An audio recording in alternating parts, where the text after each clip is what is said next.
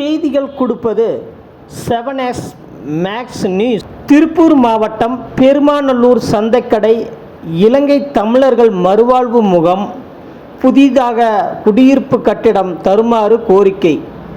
எங்களது வீடு 130 நபர்கள் வசித்து வருகிறோம்.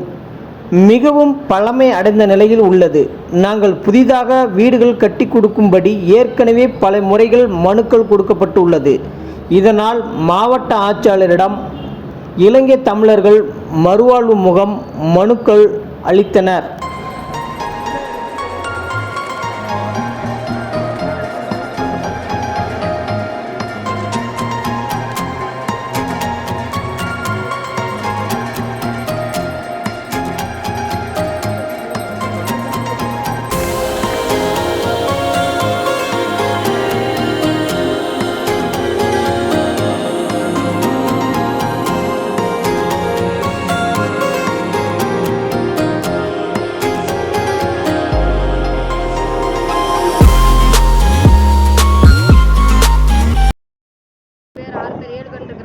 இட வசதி சுத்தமாக 10 வீட்டில் தான் நாங்கள் வச்சுட்டு வரோம் 3 வருஷமா.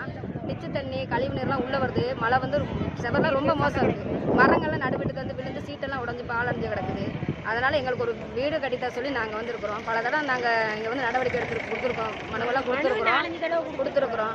அதனால் பண்ணித்தரங்காங்க எந்த ஒரு நடவடிக்கை எடுக்கலை. அதை எங்களுக்கு கூடிய கதியில் மழைக்கு முன்னாடி எடுத்து எங்களுக்கு வீடுகளை கட்டித்தர சொல்லி நாங்கள் கேட்குறோங்க சார். சரி, வீட்டுக்குலாம் திப்பு தண்ணியே வருது. உள்ளே வந்து குடியிருக்க முடியல. என்னால் உள்ளே வர சொல்லி வர முடியல.